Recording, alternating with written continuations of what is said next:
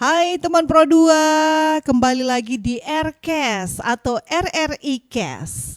Nah, bersama saya Rahmi Arifudin, hari ini kita bakal bicara soal sesuatu yang besar. Bukan cuma soal diri kita sendiri, tapi soal bangsa nih. Wih, agak gimana gitu ya pembahasan hari ini ya. Nah, seperti yang kita ketahui teman Pro 2, kalau sekarang ini pemerintah kita itu sedang fokus pada Astacita. Visi besar untuk menuju Indonesia Emas 2045.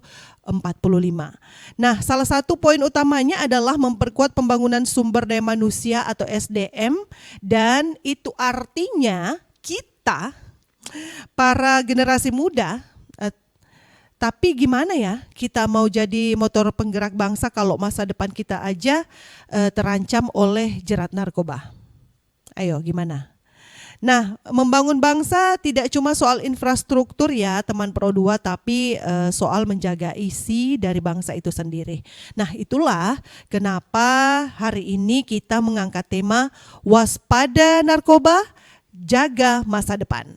Nah, sudah hadir bersama kita narasumber yang luar biasa pada hari ini dari Badan Narkotika Nasional BNN Kabupaten Nunukan yang akan bedah tuntas kenapa menjaga diri dari narkoba adalah bentuk nyata kita mendukung Astacita dan menjaga kedaulatan bangsa.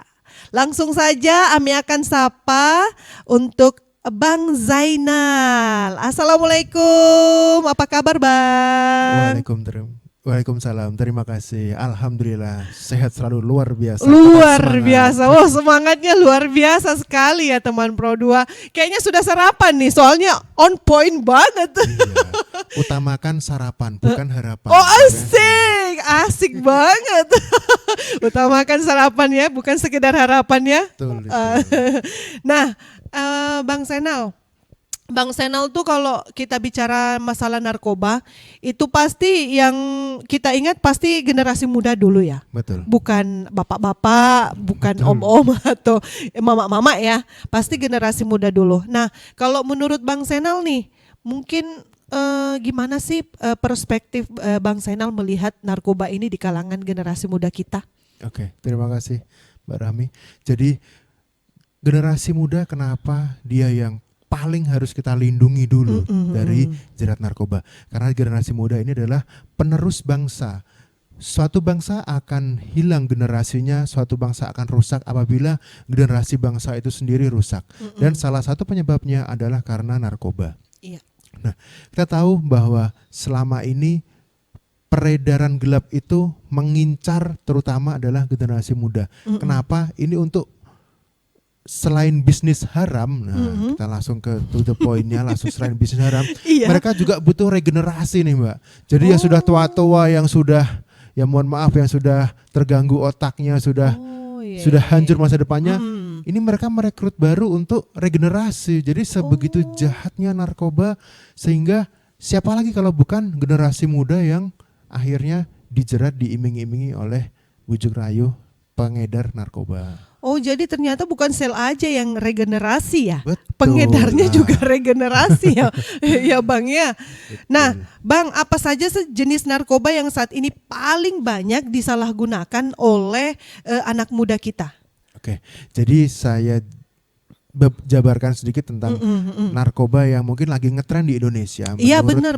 Ini harus kita tahu juga nih, Bang. Betul. Tentang narkoba yang baru ngetren beredar ataupun narkoba yang sudah lama beredar, yaitu tentang narkotika golongan 1, yaitu narkotika yang tidak diperbolehkan untuk apapun itu. Jadi ada 3 terbesar yang saat ini masih beredar di Indonesia. Yang pertama yaitu ganja. Ya, ganja. Tentu kita tahu ganja kering, nah banyak beredar terutama di daerah Sumatera dan nyebrang ke Pulau Jawa. Yang kedua, nah ini yang orang Nunukan mungkin tidak asing, yaitu sabu-sabu. Sabu-sabu atau kalau orang sini bilang SS lah. SS. SS.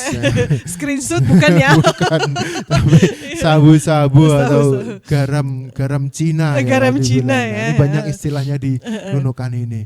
Nah, ini juga menjadi permasalahan di nasional dan di Nunukan sendiri karena mau tidak mau Nunukan sebagai daerah perbatasan, daerah perlintasan peredaran gelap narkoba, tentu mau tidak mau suka tidak suka kita dicap nih daerah Nunukan sebagai daerah sabu-sabu. Nah, yang ketiga adalah Inex atau pil ekstasi. Wah. Nah, kalau trennya dulu pil ekstasi ini disalahgunakan di kota-kota besar, Benar. terutama di daerah kota besar yang ada tempat hiburan malamnya. Iya, Nah, yang metropolitan metropolitan, lah ya. nah. Benar. Tapi sudah mulai bergeser nih, ternyata di Nunukan sudah mulai ada dong. Ada? Sudah mulai ada. Dan Luar biasa sekali mereka ya. kalau tahun 2024 mungkin sudah masuk ke Kaltara, 2025 sudah masuk ke Nunukan. Nah, Warning banget ini. Jadi paradigma selama ini yang hanya ada di kota-kota besar itu sudah mulai masuk nih, berarti Nunukannya sudah mulai diincar nih dengan peredaran gelap Inex atau pil ekstasi.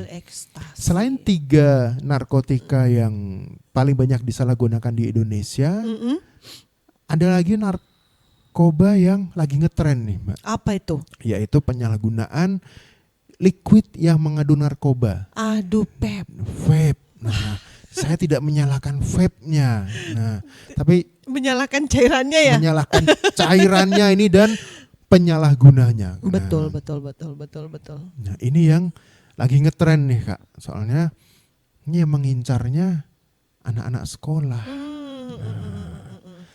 Iya. Ternyata informasi yang kami dapat juga katanya banyak ya korbannya ya di Nunukan ya. Korbannya di Nunukan terakhir ada 9. Wih. Dalam satu sekolah. Saya nggak akan sebutnya sekolah mana ya. Tapi 9 itu sudah angka yang sangat memprihatinkan. Iya, benar. Dan itu di tingkat SMP. Wih, tingkat SMP. Kelas 8 dan kelas 9. Wah. Betapa kita sebagai, kalau sudah mungkin kita punya anak, kita sebagai orang tua, ya Allah ini kok semakin hari semakin ngeri ya. Iya, benar. Ngeri gitu ya. Dan kalau yang jenis PEP ini saya percaya sih Bang ya. Soalnya anak teman saya itu ada satu dan itu betul-betul saya melihat bagaimana vape itu merusak dia Bang. Betul. Karena betul-betul apa ya, dia bukan seperti yang dulu gitu. Jadi orang lain, Betul. orangnya linglung gitu kan. Kemudian kayak kembali seperti anak kecil kelakuannya. Betul. Itu adalah salah satu efek bahaya dari narkoba, yaitu efek halusinogen. Selain efek yang ditimbulkan tadi kecanduannya, efek halusinogen. Halusinogen adalah berhalusinasi bahwa mungkin saat ini dia cosplay sebagai orang tua atau sebagai anak kecil. Nah, itu sebagai halusinogen. Iya beneran. Masa anak umur 17 tahun gitu ya Bang, dia nggak mau tuh ditinggalin sama mamanya barang 1 detik pun, kan gila tuh. Yeah. Gimana coba anak laki-laki umur 17 tahun harus diintilin terus tuh sama ibunya kemana-mana. Betul. Itu juga beberapa kali kami temui kasus seperti itu. Dia mempunyai jiwa paranoid atau parnonya itu sangat kuat. Benar. Karena kalau sudah efek halusinogen itu hilang, dia akan kembali ke setelan awal, tapi dia dengan penuh rasa kecurigaan. Mungkin kalau ada orang datang, wih, jangan-jangan bapak ini dari BNN, padahal temannya sendiri. Benar.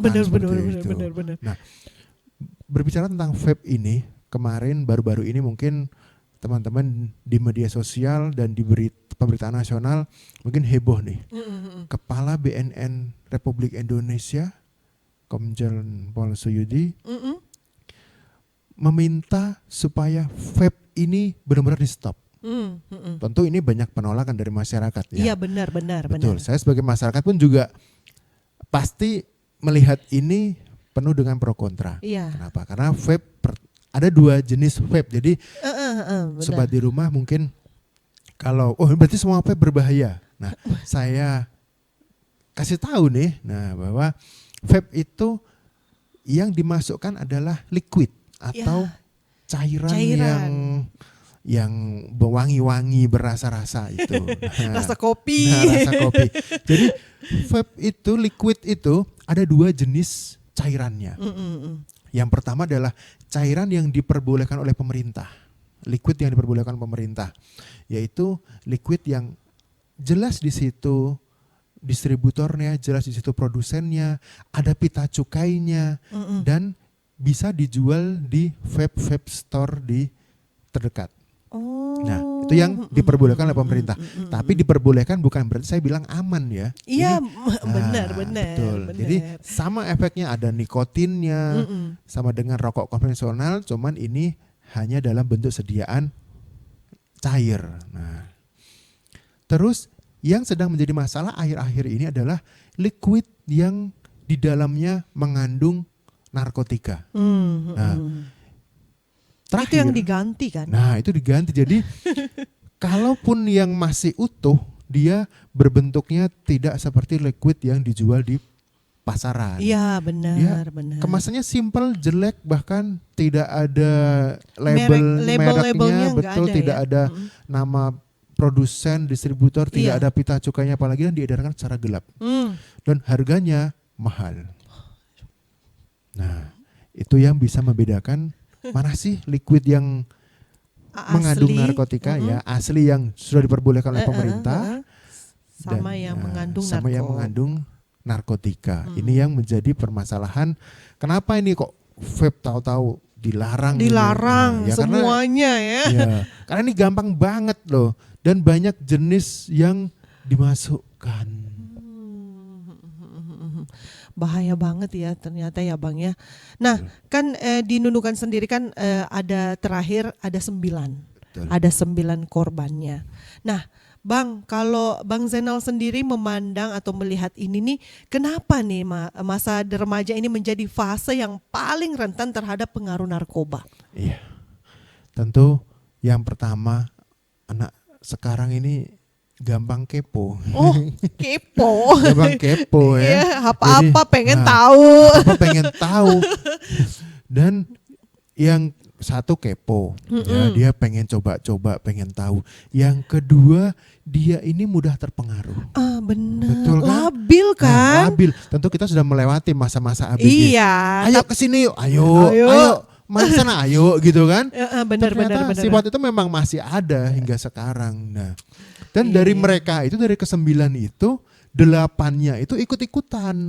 Satu aja ini yang bagian mungkin sudah beberapa kali dan dia ngajak teman-temannya. Itu. Yang kedua tadi mudah terpengaruh. Dan yang ketiga adalah kurangnya pengawasan. Nah, pengawasan dari orang tua. Betul. Kalau orang tua itu pasti, wah ini kan ada guru cuma berapa jam di sekolah. Bener ya Bang ya. Iya. Dan satu guru mengawasi berapa siswa. Kalau dalam satu kelas aja ada 25 orang, gimana cara ngawasinnya Bang? Pakai CCTV aja mungkin kewalahan ya. Iya benar. Nah, jadi itulah dari 3 itu akhirnya mereka terpengaruh dan mencoba akhirnya ketagihan nanti suatu saat. Nah, dan yang parah lagi, orang tuanya rata-rata tidak tahu kalau anaknya sebagai korban. Kita bilangnya sebagai korban ya. Iya, sebagai korban. Walaupun sebenarnya itu pilihan dia sendiri untuk ikut-ikutan sama temennya ya Bang ya. Nah, dan dari mereka ini mayoritasnya, hampir semuanya, mereka nggak tahu tuh kalau itu ada narkotikanya. Jadi real sebenarnya awalnya mereka tidak tahu kalau itu mengandung narkotika. Betul. Dari semua kasus yang kami tangani dari tingkat pelajar, hampir 100% mereka tidak tahu kalau itu mengandung narkotika. Mereka taunya itu vape itu dihisap keluar asap kayak kereta api gitu. Jadi sebenarnya awalnya mereka itu coba-coba vape itu cuma karena asap itu ya. Betul. Jadi karena nggak tahu ini gitu. Mungkin karena kalau kita lihat selama kita cium bau kopi, bau buah-buahan, mungkin seperti itu, dikasih coba nih sama temannya. Ini coba ini, tahu-tahu setelah satu kali hisapan langsung terkapar seperti itu. Mas Zainal ngepep. Enggak, saya merokok aja enggak. Oh, luar biasa, masih ada ternyata ya kaum Adam yang tidak merokok di zaman sekarang. Nggak usah dicoba-coba ya, Bang. Iya, alhamdulillah sudah komitmen terhadap diri sendiri. Luar biasa. Saya berjanji sama diri saya sendiri, saya tidak akan merokok, tidak akan miras, dan alhamdulillah masih istiqomah sampai sekarang. Apalagi ada vape, nggak mempan kalau cuma vape aja. Cuma bawa kopi nggak mempan ya. Nggak mempan. Mending ngopi langsung beneran. ya. Nah, ya teman Pro 2, kita masih di Aircast tentunya, dan kita masih membahas terkait dengan waspada narkoba, jaga masa depan. Nah, di Nunukan sendiri ini kan tadi dipaparkan di awal ya Bang Zainal bahwa ada 9 korban sampai dengan catatan yang diterima oleh BNN Nunukan. Nah, Bang Zainal, cara mendeteksi tanda-tanda awal jika teman kita atau diri sendiri ini sudah terpapar narkoba itu seperti apa, Bang? Oh iya. Jadi ada beberapa tanda bahwa orang itu sedang dalam keadaan on. Kalau orang bilang itu on ya. Iya, benar-benar. Bicaranya udah mulai ngelantur nih. Nah, harusnya ini kita membahas pembahasan tentang A. Dia ngelantur sampai mungkin ke Z ya kan. Nah, jadi diajak ngomongnya udah nggak nyambung nih yang pertama. Yang kedua mungkin tingkahnya. Kita bisa lihat dari tingkahnya. Kalau orang itu menyalahgunakan narkotika dan dia dalam keadaan on misalkan, itu tingkahnya beda. Bisa berasa kuat, bisa berasa pokoknya bukan dirinya sendiri. Nah, namun kalau zat itu sudah hilang dan tubuh udah mulai alarm, udah pakai lagi nih, itu akan timbul namanya sakau. Sakau itu gampang banget. Sakau itu kalau mau dilihat, sakau itu dari mulai mengadu giginya, menggerutuk giginya gitu, menggertakkan gigi, sampai gigi itu diadu. Ada yang napasnya pun bukan napas normal lah. Kalau kita napas seperti ini biasa, tapi napasnya kayak ditarik mungkin 4-5 kali. Nah, seperti kayak itu. orang flu. Nah, kayak orang flu tapi bukan flu. Kayak orang flu tapi bukan flu. Bukan flu. Terus badannya itu pusing, bahkan sakau yang sudah parah itu bisa kejang. Nah, itu kalau kita lihat dari orang yang biasa pakai terus stop dan badannya sudah mulai menggigil pengen pakai lagi. Nah, terus dia jadi tadi paranoid. Iya, paranoid. Takut bertemu. Nah, misalkan Mbak Rami ini, punya teman yang penyalahguna. Tiba-tiba Mbak datengin. Iya. Saya datengin sama polisi nih. Padahal ini RRI bukan polisi ya. Bukan. Iya lagi. Nah, dilihat bajunya RRI tapi dibacanya Polri. Waduh. Nah, itu seperti itu. Jadi orang itu parno nih, sudah paranoid mikirnya duluan, akhirnya dia mengurung diri di kamar mandi, di kamar atau di kamar mandi. Jadi gak heran kalau pecandu itu dia cenderung introvert ya. Jadi mengurung diri, gak mau bertemu dengan yang lain. Nah, itu sering kita temui seperti itu. Nah, terus kesehatan dan kecantikan atau badan itu tidak terawat. Iya, karena bener. rata-rata sudah lupa makan ya. Aduh, yang tadinya badannya berisi jadi kurus. Nah, ini bukan berarti untuk diet ya, jangan ya. Jangan ya. Bukan ya. Jangan beda ya, Beda kasus ya. Beda banget ya. Beda banget itu. Nah, jadi dia itu biasa tidurnya teratur jadi nggak teratur, mandinya teratur jadi nggak teratur.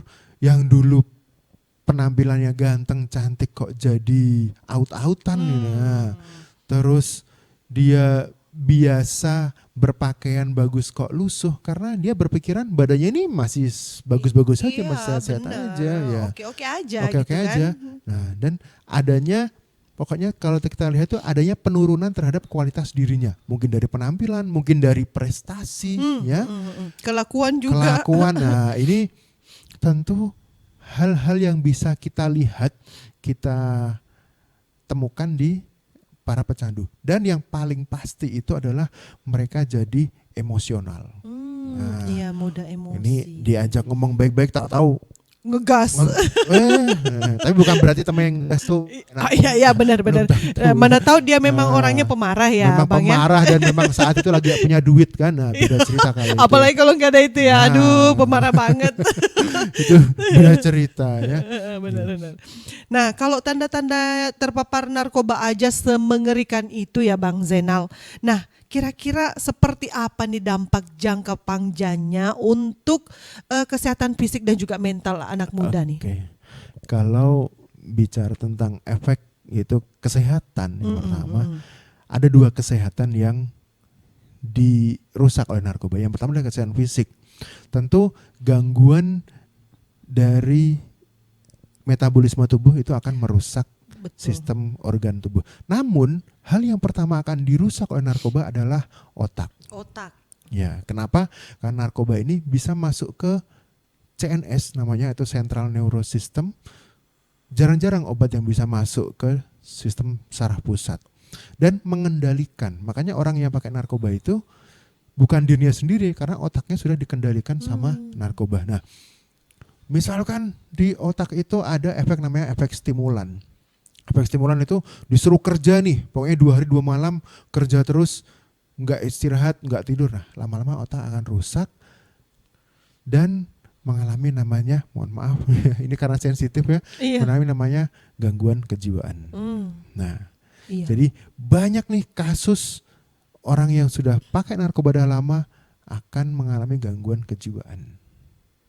Nah, yang sangat ngeri nih, Nah, itu fisik, fisik dan mental. mentalnya. Nah, mentalnya tadi kalau orang sudah gangguan jiwa, otomatis dia sudah nggak bisa lagi nih diajak ngobrol, diajak untuk beraktivitas sehari-hari sudah susah. Betul. Nah, itu kan efek kesehatan fisik dan juga mental. Tapi Bang, kenapa sih itu kok tanda kutip nih ya, banyak digunakan untuk orang-orang, katanya itu untuk menambah stamina dan juga tenaga bagi yang bekerja keras. Betul. Ini bisa dipaparkan seperti apa sih sebenarnya ini narkoba ini Bang? Ada baiknya, ada buruknya juga. Ini tergantung apa sih? Betul. Jadi itu adalah salah satu trik marketingnya pengedar. Ya. Oh. Jadi kalau pakai ini kamu bisa kerja 2 hari 2 malam melaut. Ya, mohon maaf saya sebut profesi ya. Jadi di Nunukan ini yang profesi paling banyak ditemukan penyalahguna adalah nelayan ataupun perobot laut Wah, dan kebun, yaitu penumbak kelapa sawit. Nah, yang kebanyakan 3 itu ya. iya, kebanyakan mereka itu ditawarnya apa? Ini bisa buat kerja, ini bisa buat kuat. Nah, itulah yang tadi saya sebutkan namanya efek stimulan. Efek stimulan adalah memaksa tubuh. Mbak Rami, kita bekerja sehari berapa jam sih beraktivitas? 8 sampai 12 jam. Iya benar. Itu sudah maksimal, termasuk istirahat, makan, sudah termasuk rebahan, itu 12 jam sudah maksimal. Iya benar-benar Betul. maksimal banget Nah, itu. tubuh butuh namanya istirahat, tidur untuk meregenerasi sel-sel untuk membuang toksik di dalam tubuh. Namun ini 2 hari 2 malam. Memang betulan mereka 2 hari 2 malam Nggak nggak tidur, tidur. nggak makan, melaut. Nah, karena efek stimulan ini dari saya sebutnya langsung sabu-sabu ini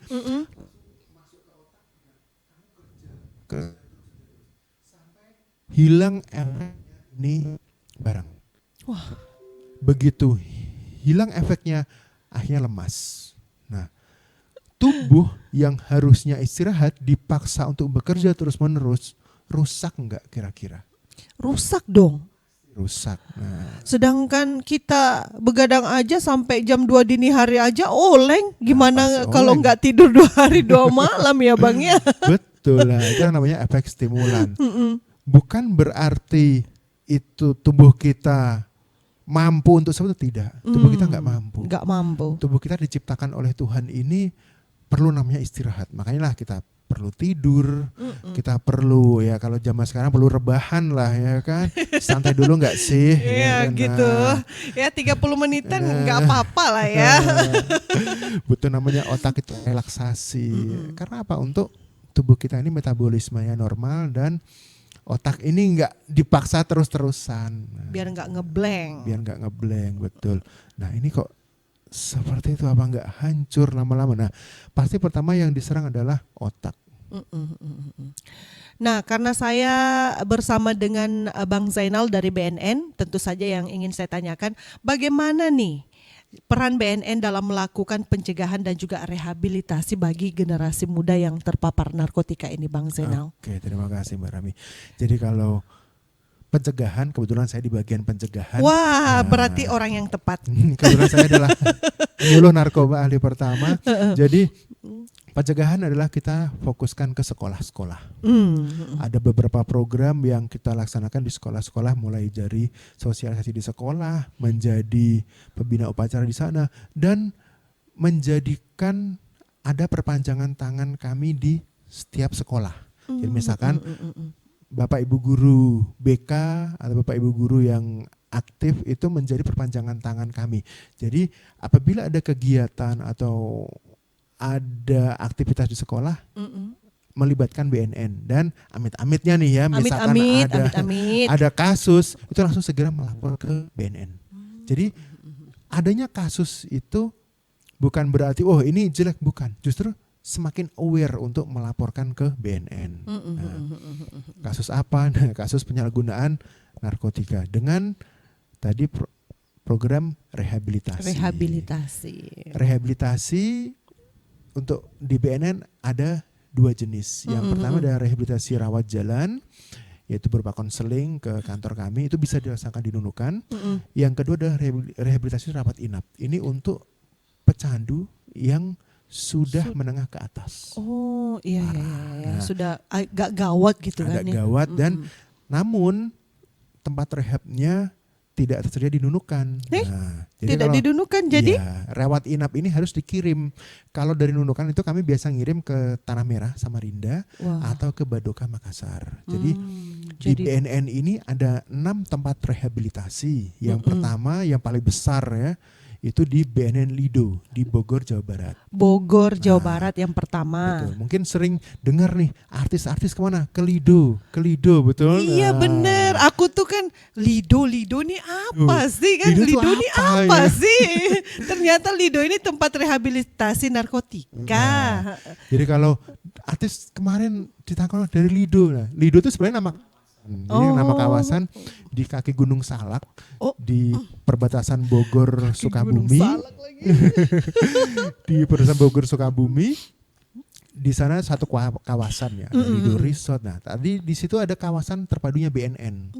Ada pusat rehab, ada pusat laboratorium, ada pusdiklat.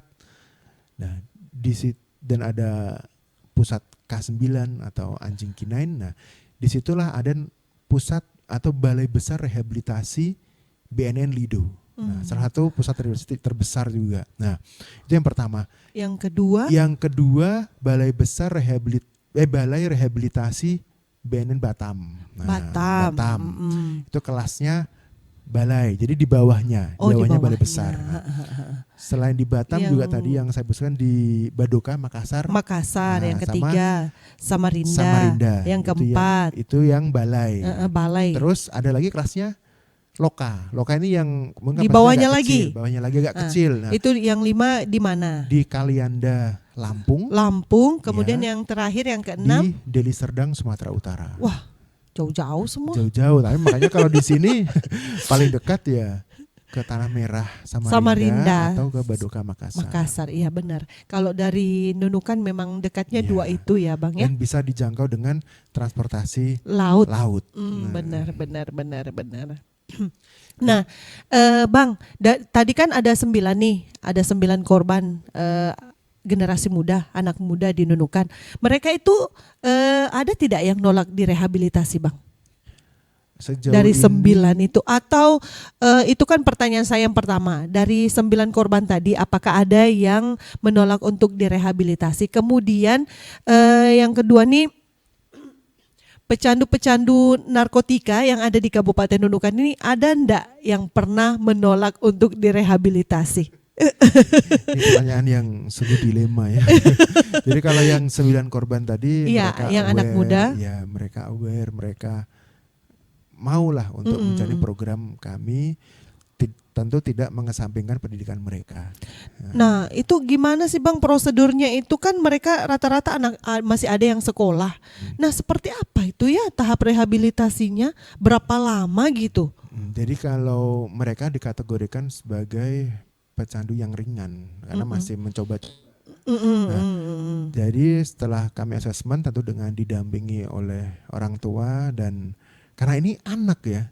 Kalau anak berurusan dengan hukum ini kita harus hati-hati, Iya, harus benar, sangat benar. hati-hati ya. Benar, Kita tidak benar, boleh benar. melanggar hak anak, itu nggak boleh. Jadi tentu dengan pendampingannya pun harus didampingi orang tua, pihak sekolah, dinas pendidikan, dinas sosial.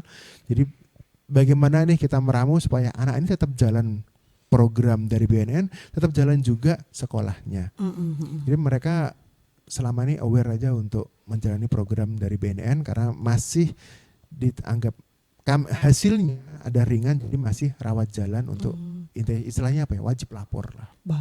Berarti Iya. mereka termasuk masih bagus ya, karena Masih bagus. mereka betul-betul masih ada niatan untuk sembuh. Betul. Nah, kalau yang dari kalangan lain atau golongan lain nih, Bang Zainal, apakah ada yang menolak untuk direhabilitasi? Karena orang mungkin ya bagi pecandu, apalagi kalau sudah gawat gitu kan, mungkin korbannya tidak nolak, tapi dari keluarganya. Karena pasti mereka, rehabilitasi ini apa gitu kan? Betul.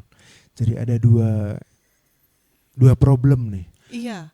Giliran keluarganya sudah mau rehab, si kliennya nggak mau. Giliran si klien udah mau rehab, keluarganya nggak mendukung. Benar. Nah, adalah dua dilema yang kadang dilema satu, kadang dilema dua. Kalau kebanyakan selama ini adalah orang tua atau keluarga mana sih yang pengen ini anggota keluarganya rusak, benar. Pasti inisiatif dari mereka untuk ayo berobat yuk ke BNN yuk. Nah, tapi di situ pasti ada penolakan, pasti. Mulai dari susah dibawanya juga ada, harus minta dijemput juga. Kami membuka pintu apabila ingin ada penjemputan. Boleh kami jemput, kami bawa ke kantor untuk asesmen. Jadi tidak semengerikan itu rehabilitasi. Betul. Mereka itu mengiranya, wih, jangan-jangan rehab ini saya di penjara nih, saya dicambuk, saya diapain. Iya, sepertinya ya, kayaknya pandangan mereka terhadap rehabilitasi itu semengerikan itu gitu. Betul. Ya Bang. Iya, jadi mereka sudah parno. Tadilah ada paranoidnya ini sudah ada yang teriak-teriak dibawa ke BNN, teriak-teriak nggak mau, ada yang menangis, biasa itu kami hadapin ya. Tentu dengan pendekatan dari keluarga. Aduh, sabar banget ya dari BNN ini. Kalau aku nggak deh lihat mereka teriak-teriak aja, kayaknya saya yang duluan nih. Betul. Tapi gimana lagi untuk demi keterpulihan mereka. Dilema yang kedua juga ada. Keluarganya yang mohon maaf ya, di sini tuh kadang masih terselip malu nih. Iya benar. Punya keluarga yang direhabilitasi. Kayak aib ya kan? Padahal bukan ya, itu kan mau disembuhin ya.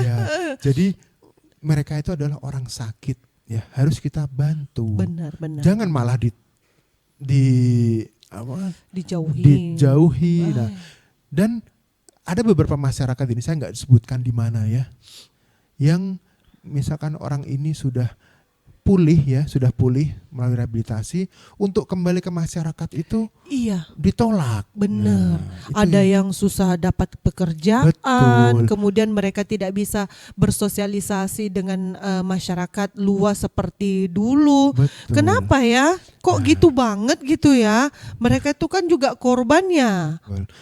Apalagi orang yang sudah klien nih, yang sudah keluar dari tempat rehab, itu justru malah bagus ya, dari sisi keimanannya bagus, dari sisi pergaulannya, karena fungsi sosialnya sudah dikembalikan kembali dan sudah nggak ada lagi narkotika di dalam tubuhnya. Harusnya ini harus disupport. Nah, inilah yang kadang itu saya prihatin terhadap masyarakat menganggap ini adalah aib lingkungan ini. Nah, jangan. Bener. Kasihan, Kasihan ya. supportlah mereka, berikanlah mereka tempat, berikan mereka ruangan untuk kembali menjadi manusia yang sesungguhnya. Bang, berapa menit? Sudah berapa Bang Rashidi? Tinggal 5 lagi. Sudah kenapa kamu nggak kode Bang? Astaga, kami ini sibuk tuh. Betul-betul Bang Rashidi ini. Astaga Bang Rashidi. Ya udah kita closing lah ya. Ya mungkin 2-3 menit boleh lah. Iya 2-3 menit ya. Iyalah, nggak apa-apa juga sih sebenarnya. Sebenarnya minimal itu 30, maksimal itu nggak sampai 1 jam. Itu. Bang Rashidi betul-betul loh. Astaga, astaga. Iya menarik ya topiknya ya. Sambung tadi rehabnya boleh. Oh, boleh. Oke. Ya, baik teman Pro 2, kita masih bersama di Aircast atau RRI-Cast dan tentu saja kita masih membahas waspada narkoba jaga masa depan. Masih bersama dengan Bang Zainal, BNN Kabupaten Nunukan. Nah, Bang, mungkin bisa disambung lagi tadi pembahasan tentang rehabilitasi pecandu narkotika ini, Bang. Jadi di sini itu ada beberapa tempat yang tidak menerima kembali nih, kasihan mereka kan. Padahal mereka ini orang yang harus disupport. Ya, Nah, betul. bagaimana sih kalau kita punya keluarga, punya teman yang sudah kembali lagi ke dirinya sendiri, ayo dong kita rangkul. Jangan malah dijauhin, jangan malah diolok. Kalau orang sini bilang diolok ya. Iya. Diolok, wah ini pecandu nih. Enggak. Iya, jangan dikucilin dong, Jangan kasihan dikucilin. kan mereka itu niatnya mau sembuh besar loh untuk bisa direhabilitasi. Betul. Itu juga butuh keberanian loh. Iya, Jadi butuh jangan effort. dikucilin ya. Karena orang yang rehab ini programnya bukan program yang ringan. Ini rehab yang rawat inap ya. Ya, tadi kami menjelaskan adalah rehab yang rawat inap yang dikirim ke balai rehab minimal 3 bulan. Jadi mereka dari bangun sampai tidur lagi itu sudah tertata programnya. Sudah tertata, sudah mendapatkan pelatihan, sudah olah fisik, mental semua. Jadi mereka begitu keluar itu sudah kembali ke kodratnya sebagai masyarakat yang biasa seperti itu. Iya, baiklah Bang Zainal. Mungkin kita sudah berada di penghujung kebersamaan nih Bang. Tidak terasa Mbak ya. Tidak terasa ya? Tidak terasa. Aduh, kayaknya kalau 30 menit terlalu sedikit ya. Iya. Kurang kayaknya. Kurang kayaknya ya. Ya udahlah, nanti diusulin lagi yang panjang gitu ya. Nah, Bang Zainal, sebagai closing statement kita di Aircast pada kesempatan kali ini, mungkin Bang Zainal bisa memaparkan kepada generasi muda, khususnya anak-anak muda yang ada di perbatasan, bagaimana sih cara menolak ajakan teman untuk mencoba narkoba ya, tanpa merasa enggak enakan gitu ya. Jangan jadi generasi muda yang tidak enakan sama teman ya, yang untuk hal-hal yang seperti itu. Dan sebagai BNN, peran utama BNN ini untuk anak muda agar tetap waspada dan juga fokus untuk menjaga masa depan. Silahkan Bang Zainal. Kepada generasi muda khususnya di Nunukan dan di Indonesia, yang pertama adalah bina pertemanan yang positif. Bila kita sudah ketemu pertemanan yang negatif, tinggalkan. Jangan jadi generasi yang enggak enakan. Aduh, aku enggak punya teman ini. Enggak. Cari masih banyak circle yang positif. Benar. Nah, yang kedua adalah tingkatkan kegiatan-kegiatan positif. Tentu banyak kegiatan olahraga, kegiatan seni budaya. Nah, terutama RRI nih. RRI ini pasti sebagai wadah untuk seni budaya juga selalu mendukung. Benar. Tingkatkan kegiatan positif. Karena kalau kita sudah sibuk dengan kegiatan positif, kita akan sudah nggak ingat lagi sama yang hal-hal negatif, udah nggak mempan nih, dengan meningkatkan imun tubuh. Yang ketiga adalah perdekat diri dengan orang tua dan dengan yang maha kuasa. Betul. Kenapa? Kalau kita dekat dengan keluarga, dekat dengan orang tua, dan dekat dengan Tuhan, kita akan merasa diawasi. Dan ingat, penyalahgunaan narkoba itu adalah dosa. Dosa. Jadi itu 3 cara untuk menjauhi narkoba kepada generasi muda. Masa depan kalian masih panjang. Bangsa dan negara ini butuh kalian sebagai penerus bangsa. Terima kasih. Ya baik, terima kasih Bang Zainal ya sudah menyempatkan waktunya untuk obrolan kita di kesempatan hari ini. Sukses terus Bang. Amin. Jangan bosan-bosan ya diundang ke RRI. Selalu siap kok diundang RRI. Iya, dan semoga penjelasan dari Bang Zainal tadi bisa bermanfaat untuk kita semua, khususnya saya juga dan juga untuk generasi muda yang mendengarkan siaran RRI tentunya ya. Nah, teman Pro 2, obrolan kita hari ini membuktikan bahwa menjauhi narkoba bukan sekedar menjaga kesehatan diri, tapi merupakan kontribusi nyata kita dalam mewujudkan asta cita demi Indonesia yang lebih tangguh. Ingat, bangsa yang besar membutuhkan generasi yang sadar dan berakal sehat. Terima kasih kepada narasumber dari BNN Kabupaten Nunukan, ada Pak Zainal Arifin atas ilmu dan juga peringatannya hari ini. Saya Rahmi Arifudin pamit undur diri. Mari kita tutup pintu untuk narkoba dan buka lebar-lebar pintu masa depan. Sampai jumpa di RCast selanjutnya. Dadah, bye-bye. Wassalamualaikum warahmatullahi wabarakatuh. Waalaikumsalam warahmatullahi wabarakatuh.